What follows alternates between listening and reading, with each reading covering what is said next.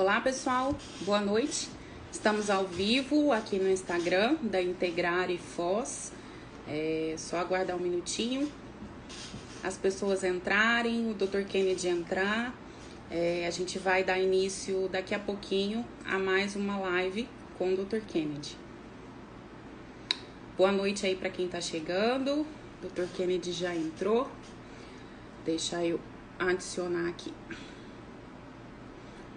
Pronto.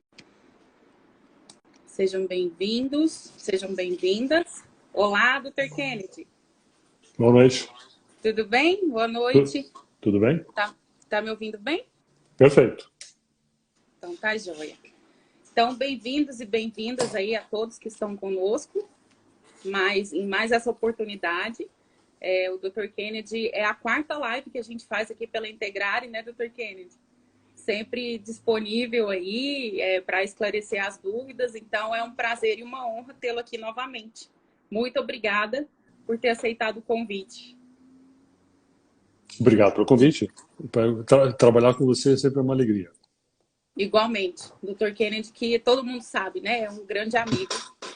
Bota grande nisso.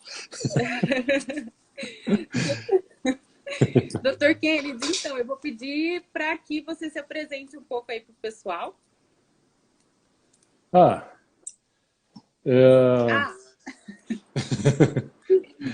Eu não estou acostumado a fazer isso.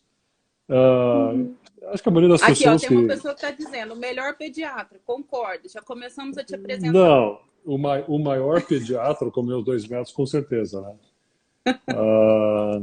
Então, eu sou pediatra de formação, alergista e imunologista de formação continuada, neonatologista também. Fiz minha formação no Universidade Federal de Santa Catarina, pediatria na Universidade Federal do Paraná, fiz neonatologia no Serviço de Referência na Suíça, depois fiz formação de alergia no Brasil e no Serviço dos Estados Unidos. E eu brinco que você paga uma consulta e consulta com 4 médicos, porque eu sou intensivista neonatal e pediátrico, né? Sim. Então isso permite um olhar mais amplo e dá mais segurança no atendimento. Enfim. Depois fiz mestrado na PUC Paraná, né?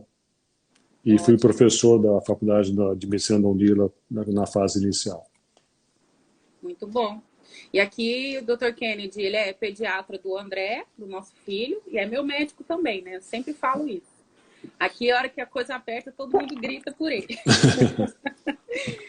Dr. Kennedy, obrigado. Para quem entrou agora, a gente está no perfil da Integrare Diálogos de Família, e que a gente trabalha com esses diálogos interdisciplinares, né? Trabalhando aí com as famílias e trazendo informações que são úteis aí para todos. E esse assunto que a gente vai tratar é um assunto que as dúvidas não acabam, né? E hoje nós estamos fazendo 1 ano. Há 1 ano nós fizemos a nossa primeira live, que foi dia 30 de junho de 2020. E aí eu convidei o Dr. Kennedy para a gente fazer a parte 2, ele aceitou o convite e estamos aqui. Então, sejam todos muito bem-vindos. Quem tiver perguntas, a gente já fez a coleta aí de várias perguntas. E quem tiver mais, vai mandando aí que a gente vai incrementando aqui na nossa live. Bom, só para a gente fazer uma introdução, quando nós fizemos o nosso primeiro encontro, que foi lá dia 30 de junho de 2020, qual era o nosso cenário? Nós tínhamos aqui na nossa cidade, Foz do Iguaçu, 96 casos confirmados, com 11 óbitos. No Brasil, nós tínhamos 1.400.000 casos confirmados, com quase 60 mil mortes. No mundo, nós já estávamos com mais de 10 milhões de casos confirmados e 500 mil óbitos. Hoje, 1 ano depois, Foz do Iguaçu passou de 96 para 40 mil casos, 1.026 óbitos. No Brasil, a gente tem 18 milhões de casos com 516 mil óbitos, ou seja, em 1 ano a gente alcançou o que o coronavírus tinha matado em junho de 2020 no mundo todo. E no mundo hoje a gente tem 182 milhões de casos confirmados, com 3,9 milhões de mortes. Então, é um quadro que avançou bastante, infelizmente. Né? E hoje a gente está aqui para esclarecer as dúvidas, para nós entendermos como é que esse vírus está se comportando e o que a gente precisa fazer para se proteger. Dr. Kennedy, de lá para cá, houve sobre a questão dos modos de infecção, né? Houve alguma nova descoberta? A gente tem uma novidade com relação a como a pessoa contrai o coronavírus?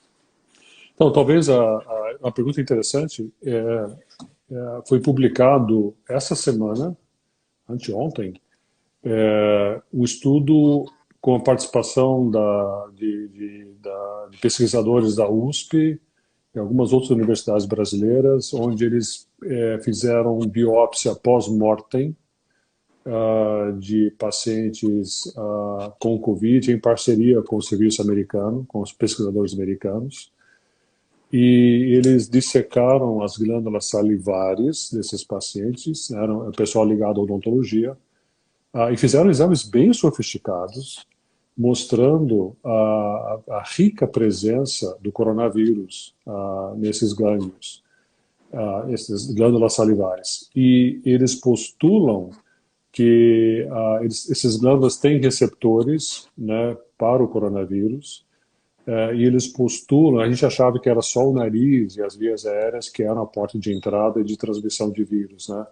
E eles postulam que a glândula salivar também possa ter um papel muito importante na origem da infecção e da contaminação. Eu achei muito interessante isso. Então, isso é uma coisa que a gente não tinha essa informação, né? Então, sim, a saliva... isso explicaria também por que a saliva é uma fonte de pesquisa de PCR também. Então, a coleta de saliva abundante permite um exame de RT-PCR muito bom, em função da reserva nas glândulas salivares. Então, isso é uma fonte interessante, né? Diante desse novo quadro, a gente pode dizer que a gente precisa tomar mais cuidado, por exemplo, com os alimentos que são consumidos fora de casa, alguma coisa nesse sentido? Eu acho assim, aí eu acho que não seria tanto isso, mas assim, tá na moda o cigarro eletrônico, tá na moda o arguile, a gauchada, né, que usa chimarrão. Eu recomendaria não compartilhar objetos que vão de boca em boca. Seria isso. Esse seria o recado mais importante. Porque sim, é uma fonte de contaminação. Certo. Transmissão e contaminação. Ok. Dr. Kennedy, a gente tem agora, né, algumas pessoas estão conseguindo se vacinar, né, a vacinação ela tem ali avançado, e muitas pessoas têm feito o exame, né, que é dos anticorpos neutralizantes, para identificar se estão ali protegidas, enfim. Então, como a gente interpreta esses exames de anticorpos neutralizantes, os exames CureVac, e o que nos diz sobre a eficácia e as variantes? Tá. Vamos lá. Tem dois exames de anticorpos, para não dar confusão. Tem o anticorpo IgM-IgG, que pode ser coletado a partir de 3 semanas do início de uma infecção, que eu suspeito que foi Covid, mas, por exemplo, o RT-PCR foi negativo, o antígeno foi negativo, e eu não sei se foi Covid. Então, eu espero as 3 semanas do quadro que eu tive. E o IgM-IgG elevado, qualquer um dos dois, confirma que aquela infecção que eu tive 3 semanas antes foi por Covid. Então, esse exame só serve para isso. É a última chance para saber se aquilo que eu tive foi Covid. Okay? Esse exame que você comenta, que é anticorpos neutralizantes, tá? Ele tem como objetivo servir como biomarcador de resposta imunológica à vacina, para eu saber como que meu corpo respondeu à vacina, né? É importante dizer que o exame que a gente tem é bom, né, disponível, ele é comercialmente disponível. Entretanto, o exame de anticorpos neutralizantes usado nos estudos é um exame mais sofisticado e é mais difícil, mais caro, digamos assim, de fazer, mas é mais preciso. Tá? Então, quando a gente lê os trabalhos sobre anticorpos neutralizantes, é usado o chamado em placa, que é mais sofisticado.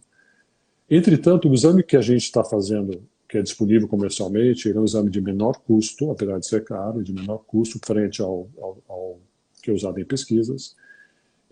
Ele permite ter, sim, uma ideia de resposta imunológica. Entretanto, tem sido um motivo de enorme frustração para muitos pacientes, porque às vezes vem valores muito baixos, né, e gera uma insegurança muito grande, né? A gente tem visto isso bastante. E aí, se você olha o que as entidades éticas falam, né, a Sociedade Brasileira de Alergia e Imunologia, o Conselho Federal de Medicina, então todos até os próprios laboratórios que disponibilizam esse exame, pedem cautela. Porque o exame não está padronizado, tem várias técnicas diferentes, vários valores diferentes, acima de 20%, acima de 30%.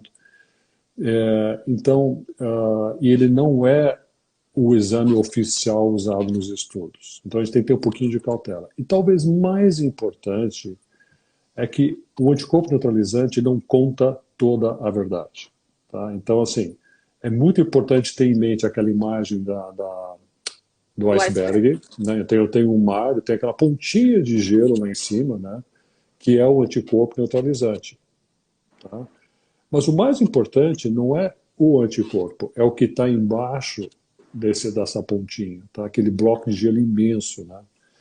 E esse bloco de gelo imenso, dentro da resposta imunológica, são chamados linfócitos B de Brasil e T de tatu de memória. Tá? E se tem alguma coisa importante na resposta imunológica contra o Covid, é exatamente essas células. Tá? Então, quando eu vacino, todas as vacinas têm isso, eles estimulam a formação desses dois linfócitos de memória, tá? De tal forma que quando eu tenho uma reexposição, eles imediatamente lançam uma ação brutal, aguda, rápida, com a produção maciça de anticorpos. Tá? Então talvez essa seja, digamos, o tendão de Aquiles do teste de anticorpos neutralizantes, porque assim, mesmo eu tendo valores ditos baixos, eu tenho linfócitos T e B que vão agir imediatamente numa reexposição. Tem como dosar esses linfócitos? Sim, a nível de pesquisa, é caro. Né? A nível comercial, não. Né? Então, e interessante também reforçar que no primeiro SARS, que ocorreu na Ásia há 17 anos atrás, 18 anos atrás, testaram o sangue desses pacientes. Até hoje, eles têm linfócito T contra o SARS original. Então, assim, há uma grande perspectiva de que esses linfócitos durem muito tempo, né? Estimulado ou pela infecção ou pela vacina. Inclusive, teve um estudo com pacientes infectados 1 ano depois, e eles têm linfócitos T prontos para produzir anticorpos. Né? E também pós-vacina, prontos para produzir anticorpos. Saiu essa semana um estudo com o centro germinativo em gânglios, mostrando que eles estão prontíssimos para desencadear uma guerra de anticorpos contra uma nova reinfecção. Ou seja, a pessoa que se vacinou, que completou a imunização, ela está protegida. A gente pode afirmar. Ela tem. Então, a proteção não é só. Assim, anticorpo é a bala. A arma é o linfócito T e B. Então você fala, mas eu não estou vendo a bala, né? Quer dizer, níveis são baixos. Peraí, mas a arma está ali pronto para tirar na hora que você precisar. A gente não tem como medir a arma comercialmente. É isso. Entendi. Até eu vou partir para uma outra pergunta que tem a ver com essa questão. Então, aqui, ó. Uma pessoa que tomou 2 doses de vacina há mais de 3 meses e os anticorpos estão muito baixos. Significa que precisa vacinar de novo ou essa pessoa já está com memória imunológica para a vida? Ela já respondeu a pergunta. Não sabemos se é para a vida, mas assim, os estudos estão denotando de que ela tende a ser persistente. Então, assim, os trabalhos têm mostrado que todas as vacinas em maior ou menor grau estimulam o linfócito T e B, e esses são a memória do corpo para reagir instantaneamente numa reexposição. E a gente sabe que, por exemplo, os próprios, aquele primeiro exame que eu falei para ver se eu já tive Covid, depois de 3 meses, eu não vejo mais. Não tem mais. E anticorpos neutralizantes também. À medida que o tempo passa, esses anticorpos vão diminuindo. Mas a arma que dispara elas está lá. Certo.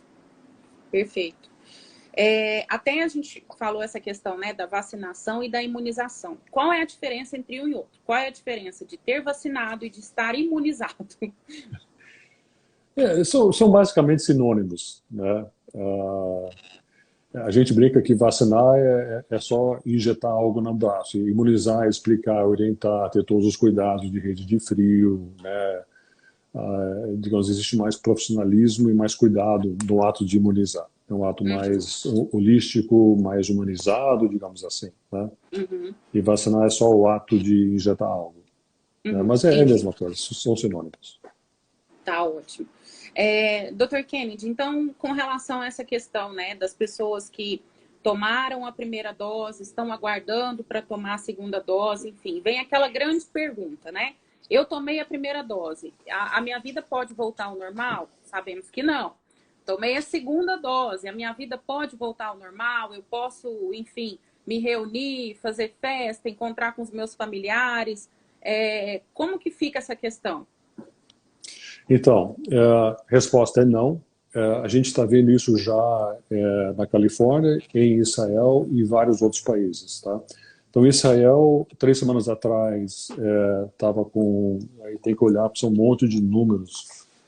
Ela estava com em torno de 65% da população vacinada com 2 doses e ela aboliu a máscara em lugares públicos, tá? Uhum, Dito e feito, variante Delta, que é a variante indiana, começou a bombar em Israel, né, na população, sobretudo os judeus ortodoxos que se recusam a vacinar.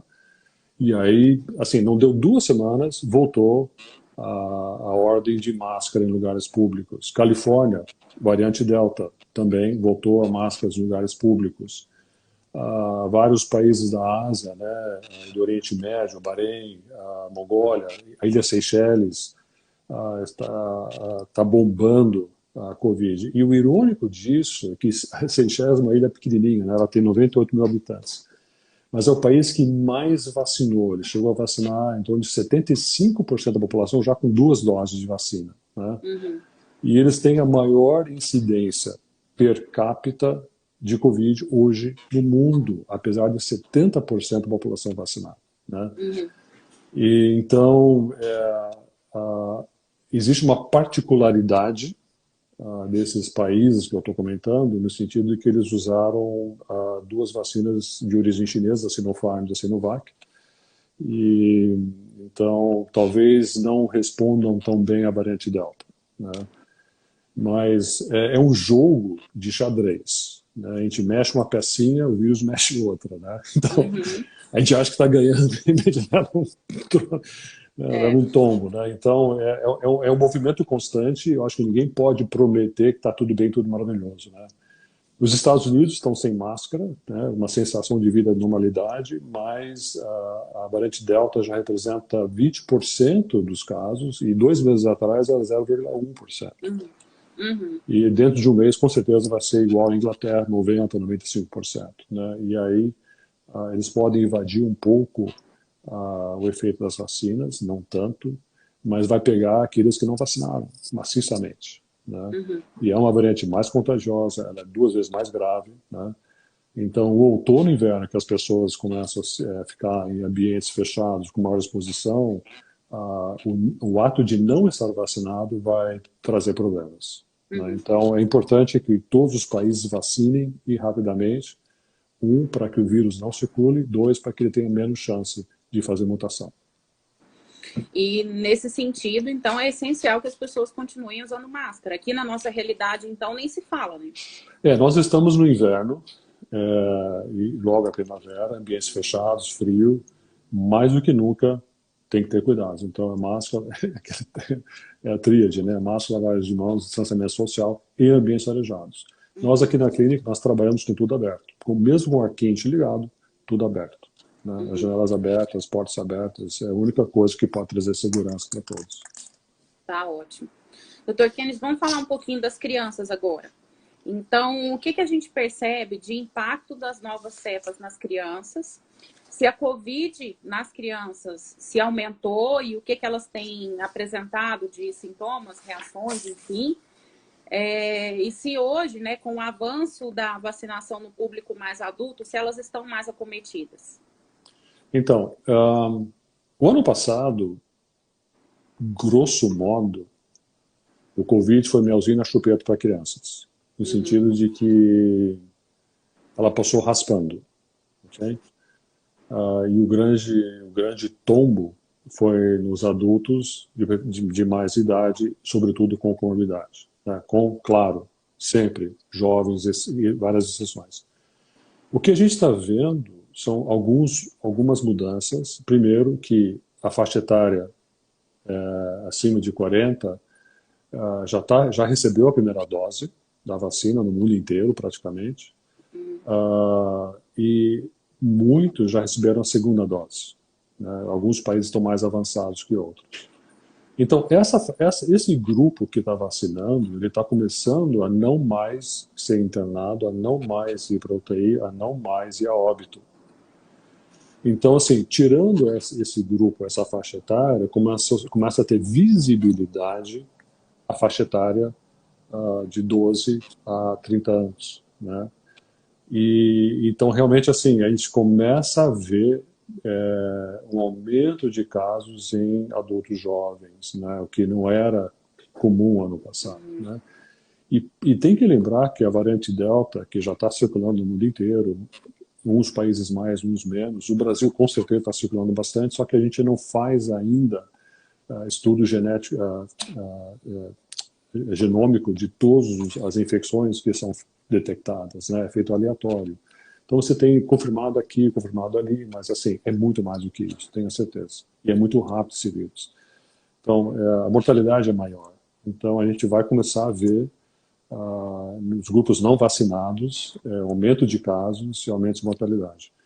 Uma das coisas que aumentou, mas ainda assim é raro, a síndrome inflamatória multissistêmica pediátrica, que a gente chama de SIMPED, ou SIMPE, né? E aqui na Nona Regional tivemos mais ou menos 10 casos, com apenas um óbito, tá? E é uma doença muito grave. Nos Estados Unidos tiveram 4 mil casos já. Ocorre sempre em crianças, curiosamente, depois que passou o Covid, e às vezes até num Covid muito, muito leve, ou até assintomático. Às vezes a mãe nem sabe que teve Covid. E após algumas semanas, 4, 5, 6 semanas, a criança começa a ter febre, febre, febre, febre. É difícil o diagnóstico na fase bem inicial. Até alguns sintomas interessantes, como olho vermelho, lábios inchados, às vezes manchas na pele, dor de garganta. E aí começa a afetar vários órgãos, sobretudo o coração, trazendo uma inflamação cardíaca, né? Uma cardite, que a gente chama, com vários tipos de lesões, lesões da coronária. E é uma doença que demanda um internamento urgente em UTI, um tratamento bem específico que pode reverter o quadro. Então, esse tem sido algo que tem preocupado, é raro, mas é grave. Talvez é o componente mais grave do Covid em crianças, né? Então, sempre os pais têm que ter isso em mente se começar a ter um quadro de febre persistente pós-Covid. Certo. De modo geral, né, sem ser essa situação gravíssima, as crianças, elas continuam respondendo bem ou algumas estão apresentando maiores sintomas e maiores problemas com a Covid? O holofote saiu dos idosos e está começando a olhar os jovens, né? Então, a gente vai começar a ouvir falar mais e a variante Delta é mais contagiosa e, portanto, vou ter mais casos naqueles que não foram vacinados, né? Então, vai ter muito mais casos em crianças, né?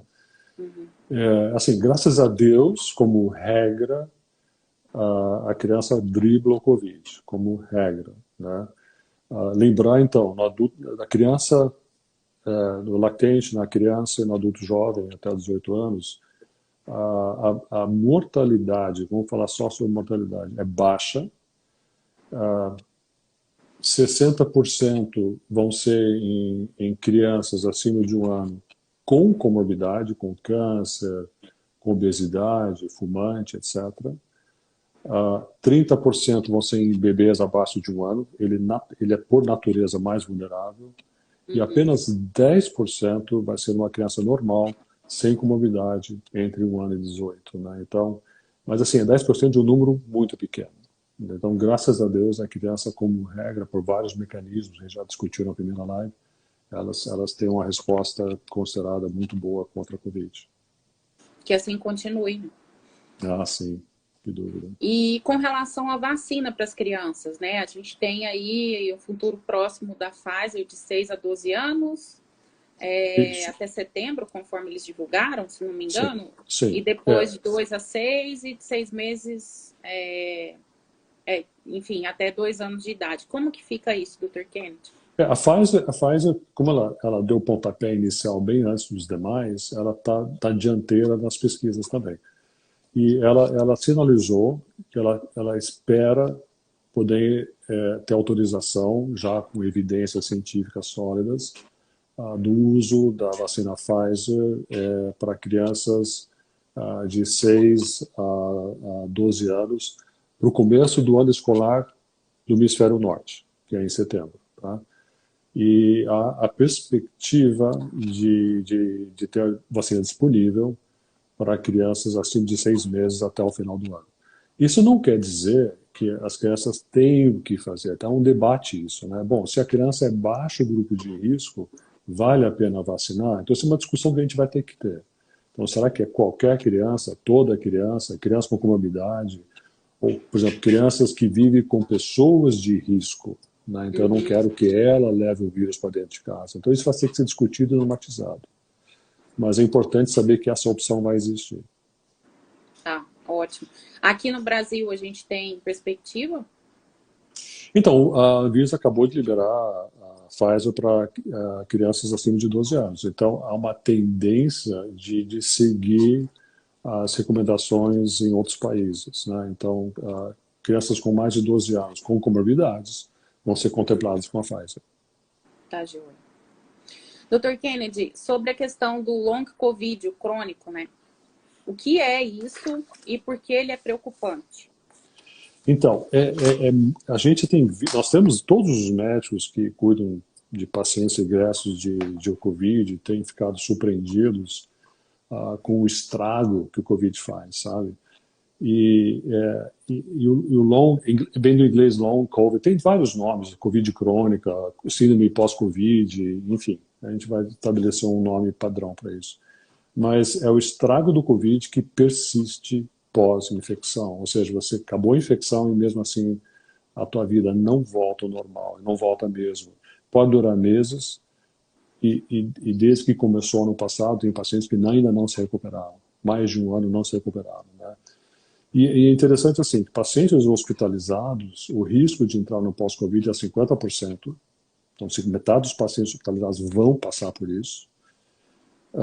Pacientes que não foram hospitalizados, 27 a 33%, quer dizer, quase um terço, vão ter sintomas persistentes pós-Covid, mesmo infecções leves, tá? E o mais incrível é que pessoas que tiveram Covid assintomáticas, ou seja, nem se deram conta que tiveram Covid, a gente está de olho nesses pacientes, 19%, quase um quinto deles, tem sintomas longos, persistentes, né? E, então, assim, vários sintomas que chamam atenção, a gente vai pesquisar se tiveram Covid através dos anticorpos, né? E a gente se surpreende e vê, cara, você teve Covid, você não se deu conta? Não, não tive, nem sabia, doutor. E aquele sintoma, aquela arritmia cardíaca, é sintoma pós-Covid, né?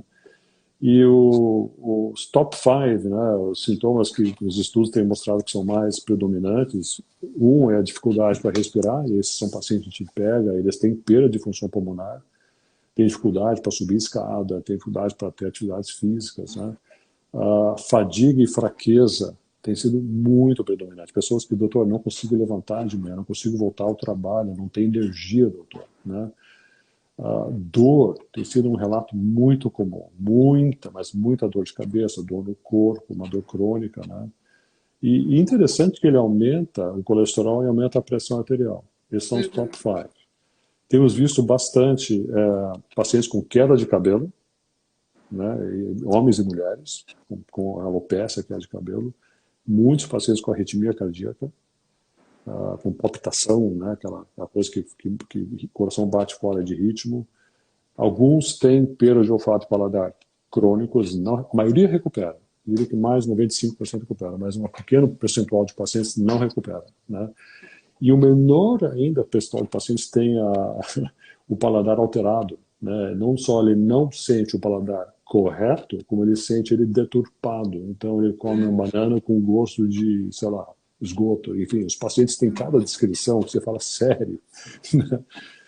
E do ponto de vista de saúde mental, tem sido brutal, né? Muita ansiedade, muita depressão.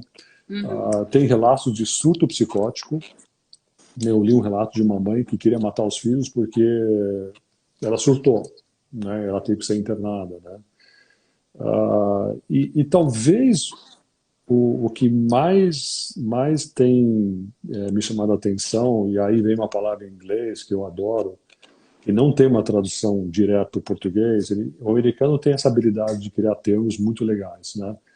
Eles chamam de brain fog, tá? Brain é cérebro, fog é neblina, né? E eu acho que descreve muito bem, porque são queixas inespecíficas, onde o cérebro está ofuscado, ele não funciona. Doutor, estou com a memória fraca, eu sei que eu sei, mas não consigo executar algo que eu executava antes, né? Então, confusão mental, déficit de atenção, déficit de memória.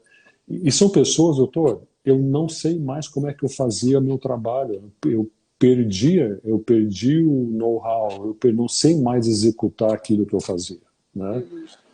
Então, assim, se você perguntar para mim, eu li esses dias assim, né, o pessoal, digamos, do movimento anti-vacina que a gente vê, né, os judeus ortodoxos e na Europa, nos Estados Unidos, tá, tudo bem. Vai que você tem um Covid assintomático com 20% de chance de ter um Covid longo. Vale a pena? Nem isso vale a pena, né? Então, assim, não só mas o Covid é leve, eu pego fraco, tá, mas um terço dos sintomáticos vão passar por isso e um quinto dos assintomáticos vão passar por isso. Não vale a pena, né? Então, assim, o ideal realmente é a gente vacinar. Essa é a bala de prata. E assim, são muitos efeitos, né, em muitas pessoas. Então, mesmo aquela sensação de que, passei batido, deu tudo certo, não senti nada, ali na frente a pessoa pode sentir, né? Isso pode aparecer para ela mais cedo ou mais tarde, enfim. Dr. Kennedy, eu vou voltar aqui, eu vi algumas perguntas. Bom, pessoal, vamos lá. Oi, Débora, boa noite. Com relação à escola, a orientação é a mesma da última live? Sim, eu diria que sim. Eu acho que, sabe que a gente, esse ano foi diferente do ano passado, e todos os colegas pediatras confirmam isso. A gente está vendo voltaram os vírus de costume, né? Então, bebê sendo entubado por vírus sincicial respiratório, casos de vírus de influenza com febrão. Está começando a ter as complicações, pneumonias, otites, por vírus comuns do outono, né? O ano passado, todos os vírus sumiram, porque não tinha escola. Não tinha como criança transmitir para criança. E assim, é lógico que alguns desses vírus podem ser por crianças ter contato com crianças com esses vírus comuns na escola? Pode. Mas quando a gente faz um detalhamento de exposição, geralmente é do pai, do vizinho, do priminho com quem ele brincou no final de semana. Então, eu tenho visto que pouquíssimas vezes eu consigo rastrear essas infecções virais comuns para a escola. Então, a escola, a gente tem visto que ela tem cuidado, né? Então, os professores estão se cuidando, né? As crianças estão se cuidando, né? Então, a gente vê que a escola ela tem tomado todos os cuidados necessários para proteger as crianças, tá? Então, assim, sim, eu sou a favor da escola. Estamos assustados na América Latina com evasão escolar, brutal, né? Os números que a gente vê em todos os países da América Latina de evasão escolar, a América Latina foi o país onde mais se foram, deixa eu só puxar aqui rapidinho, são números que a gente não consegue gravar todos, né? Eu vou achar aqui. Então, a Unicef, ela falou que o lockdown na América Latina foi o mais longo do mundo, foi 1 ano e 4 meses já, que 100 milhões de crianças na América Latina estão tendo educação à distância ou tentando ter, né? Muitas crianças desistiram de ir para a escola porque não tem tablet, não tem celular, não tem internet, não tem acesso a isso, né? E estão ajudando os pais a catar lixo para sobreviver, porque os pais também ficaram sem renda, por exemplo, né? No Equador são números reais, 90 mil crianças evadiram da escola, no México 1,8 milhões, no Peru 170 mil crianças evadiram da escola, quer dizer, não estão mais tendo ligação alguma com a escola, nem por internet, nem online. E o Brasil tem 5 milhões de crianças sem acesso à educação, né? Então, assim, a desigualdade social e o impacto futuro que isso está causando, assim, eu não sei qual que é a palavra certa, se é criminoso, mas, assim, é brutal. Assim, eu não sei se eu posso dizer que vai ser uma geração perdida, mas, assim, é brutal. E isso vai impactar a vida de muitas e muitas e muitas crianças, uma geração inteira, né? Então, eu acho que se tem alguma coisa importante, fecha o boteco e abre a escola. É isso que, enfim, né? A gente ainda se pergunta, né? Algumas coisas ainda são um pouco incoerentes, mas enfim. É uma discussão que caberia em 50 lives. Dr. Kennedy, tem uma outra pergunta aqui da Samantha com relação ao tratamento preventivo para crianças. Se existe, né? E amplie isso aí para adultos também. Existe o tal do tratamento preventivo? Ela se refere ao tratamento precoce como tal? Ela disse preventivo, mas... Então, o que comprovadamente previne Covid é aquela tríade: distanciamento social, máscara, lavagem de mão e ambientes arejados ou ar livre. Tá? Isso é o que previne Covid, né? Na criança, tem vários fatores que a gente pode revisar rapidamente aqui. O fato que elas são vacinadas com múltiplas vacinas deixa o sistema imune dela estupidamente afiado. E suspeita-se que isso contribui para uma resposta robusta contra o coronavírus. Tá? Pegando o gancho para adultos, tem um estudo muito bem desenhado pela UFSC, ou UFESC, Universidade Federal de Santa Catarina, mostrando que servidores que fizeram a tríplice viral, que era cachumba, sarampo e rubéola, comparada aos servidores que não fizeram, tiveram uma incidência muito menor de internamentos e casos graves. Tá? Houve uma procura maciça por essa vacina e ela sumiu do mercado. Né? A vacina da gripe tem 2 trabalhos bem desenhados também, mostrando que adultos vacinados para vírus influenza têm um benefício indireto de casos de Covid menos graves e menos internamentos. E a Clínica Mayo fez um estudo bem desenhado, evitando os viés, evitando erros de estatística, mostrando que a vacina pneumococo 13, que tem indicações clássicas para idosos, para doenças crônicas, mas que nesses grupos, ou em quem fez, havia uma redução expressiva da gravidade do Covid para quem vacinou e teve Covid, comparado a quem não vacinou e teve Covid, pareando os pacientes, e também uma redução importante no internamento por Covid.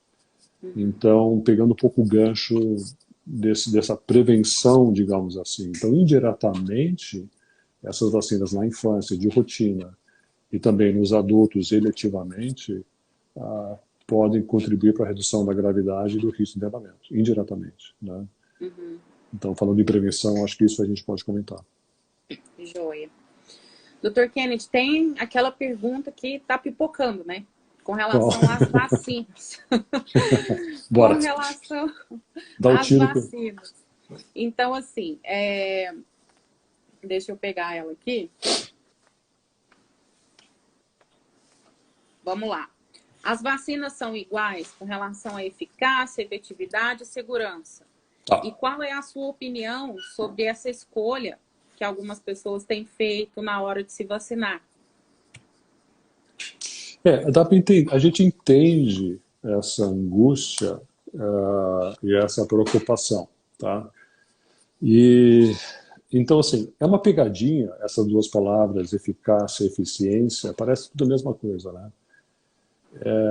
E eu acho que entendendo a diferença eficácia e eficiência, muda a opinião de muita gente, mudou a minha opinião também. Então, assim, quando a gente fala em eficácia, é o risco que eu tenho após vacinado de contrair Covid. Então, a Pfizer foi a primeira vacina desenvolvida na época que não tinham variantes, detalhe importante, e a eficácia foi 95 contra o vírus original Wuhan. Okay? As outras vieram esse ano levando pancada de variante já. Né? Então, a Janssen Janssen levou pancada da variante sul-africana e a inglesa, a AstraZeneca também levou pancada dessas duas variantes, pancada mesmo, né? E, então, a eficácia foi menor. Então, a AstraZeneca gira em torno de 79 e a Janssen Janssen que veio depois levou mais pancada de variantes, foi 65, né? E nesse meio do caminho entrou a Coronavac com uma eficácia de 50%. Então, você olha assim, bom, eu quero a que é mais eficaz. Tudo bem, e a eficiência? O que é eficiência? Eficiência é, uma vez vacinado, quanto de proteção essa vacina vai me dar para eu não ter um Covid grave, para eu não ser hospitalizado, para eu não ir para a UTI, para eu não ir a óbito, tá? Tem diferença? Tem, mas é bem menor, ok? Então, aí a gente tem que olhar os números aqui rapidamente. Então, por exemplo, teve um estudo na Inglaterra comparando a AstraZeneca e Pfizer, que são as duas vacinas principais que eles usam lá, e foi muito próximo a eficácia dos dois. Então, a eficácia para a prevenção de infecção com sintomas era de 85% a 90% após duas doses, para ambos. De hospitalização era 90%, 95%.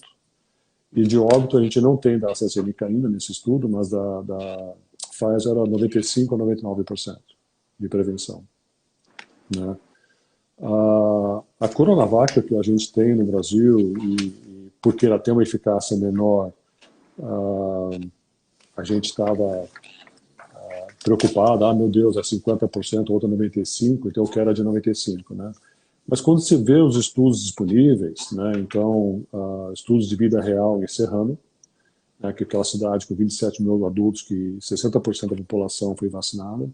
Isso. Tem os resultados do Coronavac que foi usado no Paraguai, que foi a principal vacina. Né, poucos, acho que 10, 15% usou a Pfizer. Né, e olharam, e a OMS olhou todas as publicações em todos os países que usaram o Coronavac, e eles olharam assim, então a prevenção de infecção sintomática, que no estudo da AstraZeneca e Pfizer na Inglaterra, que era 85% a 90%, variou de 67% a 80%. Okay? Um pouco menor, mas de qual maneira importante. A hospitalização, que no estudo da Inglaterra foi de 90% a 95%, esse da OMS, lá em Serrano, lá no Uruguai, variou de 85% a 87%. Né? E a prevenção de óbitos, que na Pfizer foi de 95% a 99%, na OMS, na estudo Vida Real em Serrano e também no Uruguai, variou de 80% a 95%. Então, como é que a gente vai olhar isso? Como é que eu consigo botar isso de maneira simples? Tá? Então, assim, na hora de comprar o carro, eu posso comprar um carro 2.0. 2.0 é a efetividade de quem teve Covid. É o nosso ponto de partida. A Pfizer e a Moderna têm uma efetividade, a eficácia maior do que tem quem teve Covid. Então, ele produz mais anticorpos ainda do que quem teve Covid. Então, seria um motor 3.0. A AstraZeneca e a Janssen, ou Johnson Johnson, ele produz mais ou menos 50% dos anticorpos neutralizantes que a infecção natural produz, seria um motor 1.6. E a Coronavac produz 20% dos anticorpos neutralizantes do que uma infecção natural faria, seria o nosso motor 1.0. Aí é lógico, eu vou dizer, eu quero o 3.0, não vou querer ficar 1.0. Mas o desafio não é esse. O desafio é o seguinte, vai cair uma bomba daqui amanhã, que vai detonar a cidade, todo mundo vai morrer, digamos, supondo. Aí os carros estão lá. Eu agarro o primeiro carro que tiver. Não quero saber se é 1.0, se é 1.6, se é 3.0. Eu agarro o primeiro carro que tiver e eu vou voar para longe dessa cidade. E todos os carros vão chegar no destino, seja 1.0, seja 3.0. Então, a eficiência é a capacidade desse carro me tirar de uma situação de risco e me levar para uma situação de segurança, né? Então, a eficiência varia um pouco entre as vacinas, mas elas se aproximam muito uma à outra. Então, é isso que a gente tem que olhar. Não pode esquecer isso. Ou seja, na vida prática, né, ali no nosso dia a dia, no nosso cotidiano, a gente percebe que, efetivamente, independente da vacina, tem uma proteção. Sim, tem. Então, a eficiência reduz a gravidade da infecção e reduz a probabilidade de internamento e de óbito. Agora, em inglês fala breakthrough infection. Então, é a infecção que conseguiu quebrar todas as defesas que eu criei, né? Então, assim, com Pfizer, tem infecção? Tem pessoas que morreram que fizeram Pfizer? Tem. É triste, lamentável, tem. Tem pessoas que fizeram 2 doses de Coronavac que morreram? Sim, tem, né? Com a AstraZeneca também, com a Johnson Johnson também. Então, ter sido vacinado confere uma segurança e diminui muito o risco de uma desgraça, mas não elimina. Então, não é licença para matar. Estou vacinado para fazer. Não é. Então, de novo, continua a tríade: máscara, distanciamento social, lavagem de mãos, né? Então, assim, aí sim eu vou estar extremamente bem seguro. Eu gosto muito daquela analogia que a doutora Natália Pasternak também fez, né? Que a vacina ela é o goleiro. Né? Então, se o goleiro ele está recebendo muitas bolas ao mesmo tempo, aquele goleiro ele pode falhar. Então, ele tem toda a defesa, ele tem um time ali. E o time é a máscara, é o álcool gel, é o distanciamento, são os cuidados, né? Então, a vacina ela cumpre esse papel de proteger a pessoa, mas tem todo um cenário por trás que precisa ser respeitado, digamos assim, né? E para que as coisas sejam encaminhadas da melhor forma possível, né? E a pergunta que não quer calar, né, que a gente viu várias pessoas perguntando, né, quando é que eu posso voltar a ter uma vida normal, né, é o que todo mundo quer. A gente vai resgatando aos poucos essa vida normal, não tenha dúvida, acho que a gente já está começando a sentir isso, né, a gente já está vendo, começando a acalmar o número de casos no Brasil, salvo se a variante Delta puxar o tapete, né. Mas a regra as vacinas disponíveis, como regra, elas funcionam para as variantes também. Isso tem sido observado, talvez com menos vigor, mas funcionam também. Alguns mais, alguns menos, isso é fato, a gente tem começando a ter os números, né? Mas assim, quanto mais gente eu vacinar, quanto mais rápido, quanto menos o vírus circular, a gente vai se aproximar de uma vida normal. E nesse sentido, doutor Kennedy, esse processo de escolha de vacina, né? A pessoa chegou a vez dela se vacinar. Ela chega no posto de saúde, não tem a vacina que ela quer. Quando ela se recusa, ela está comprometendo todo um sistema coletivo, né, de imunização. Veja, ela assim, quem muito escolhe, pouco colhe, tá? Existe o risco de eu ter uma infecção e ela ser grave. Existe um risco de ter uma infecção leve, mas evoluir para o COVID crônico, né, com sintomas que vão persistir o resto da vida, ou a gente não sabe, por muito tempo, né? Essa pessoa pode ter uma infecção assintomática e transmitir o vírus para uma pessoa amada, e essa pessoa ir a óbito, né? Então a ideia é assim, quanto mais rápido eu vacinar, melhor. Eu confesso que quando eu fui fazer a vacina, eu estava assim, tão angustiado de não estar vacinado, sendo linha de frente, eu fui no UBS e estiquei o braço, ó, qual que você tem? Faz. Sabe, eu quero ser vacinado. Né? Então, assim, quanto mais rápido todos vacinarem, mais rapidamente a gente vai resgatar uma vida normal. Perfeito. Doutor Kennedy, a gente está se aproximando de 50 minutos. Passa muito rápido. Eu vou fazer aqui uma última pergunta, tem a ver com isso que você falou agora, né? Então, qual é o nosso prognóstico para os próximos meses? E quando diante de tudo que tem acontecido, avanço de vacinação, enfim, né? Quando é que as pessoas vão dizer, ok, agora a gente está mais próximo aí de uma realidade passada? Então, como a gente já discutiu, né, é um jogo de xadrez. É um passo depois do outro, né? E assim, vários países estão voltando atrás, vários países campeões de vacinas estão tendo surtos de difícil controle, né? Ah, eu acho que ninguém tem essa resposta ainda, tá? Uhum. Mas quando você vê na Champions League, né, os estádios quase cheios, os jogos NBA com os estádios praticamente cheios, né? Tem-se a sensação no hemisfério norte de uma volta à normalidade, né? Mas assim, essa volta à normalidade depende de uma vacinação maciça para que o vírus não circule mais e para que ele pare de fazer mutações. Uhum. Perfeito. Dr. Kennedy, o pessoal está perguntando aqui se a live vai ficar gravada. Sim, vai ficar. Algumas perguntas a gente não conseguiu responder, tem muitas perguntas aqui para cima, a gente vai anotar. E aí já fica o convite aqui para o Dr. Kennedy para uma próxima oportunidade. Nós respondemos. Então, mais uma vez, eu só tenho a agradecer aí toda a disponibilidade do Dr. Kennedy. A maneira, e aqui tem vários comentários nesse sentido, Dr. Kennedy, como você traz, né, as informações técnicas e de uma maneira leve, de uma maneira tranquila, né, para a gente lidar com esse assunto que é tão difícil, mas que o que importa é que o esclarecimento ele vem, né, e as pessoas podem aí usufruir dessa oportunidade de conhecerem um pouco mais desse assunto, né? Quer deixar uma mensagem final para a gente? Você sabe que então, eu acho que todo mundo virou um mini especialista de Covid, né? Eu vejo que as informações que a gente recebe no meio médico rapidamente estão disponíveis para o mundo leigo, né? Uma ou outra informação não chega, né? Então, mas acho legal de uma forma geral, as pessoas estão muito bem informadas, né? E uma outra coisa gera confusão, às vezes, a politização tem atrapalhado bastante, né?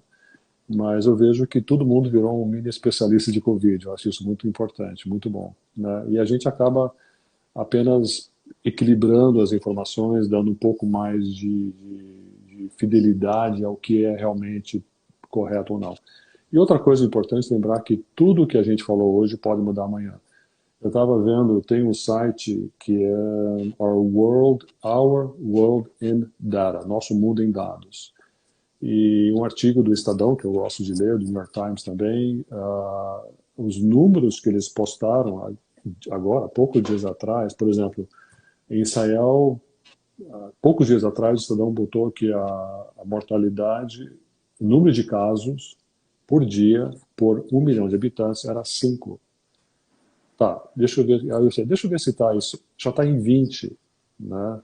Já fizeram a demanda de usar máscaras novamente, né? Então, assim, é muito rápido essas mudanças, né? Então, a verdade de hoje é a mentira de amanhã, às vezes a mentira de hoje é a verdade de amanhã. Então, é um conhecimento sendo construído no dia a dia. Uhum. E acho que a mensagem que fica é que vale a pena se cuidar, né? Vale a pena segurar um pouquinho mais. A gente está com a vacinação avançando, né? Hoje é um cenário muito mais confortável do que a gente tinha há um ano, né? Em que a gente se perguntava quando que vai chegar a vacina? Será que a vacina vai ser eficaz? Será que ela vai dar conta? E ela está dando conta, né? Então é aquele momento em que a gente está ali esperando para sair, mas ainda dá para segurar mais um pouco para que a gente possa retornar realmente com segurança, né? Então, Dr. Kennedy, muito obrigada mais uma vez. Até a próxima. E uma boa vacina a todos, tá? Boa vacina a todos. Agradeço todo mundo que participou aí da live. Obrigado, Dr. Kennedy. Vai ficar gravada. E em breve a gente vai fazer outra, né, Dr. Kennedy? Daqui a um ano. Tá certo. Obrigada, Então, tá. gente. Boa noite. Boa Tchau, noite. tchau. Até logo para todos. Tchau, tchau. Tchau, tchau.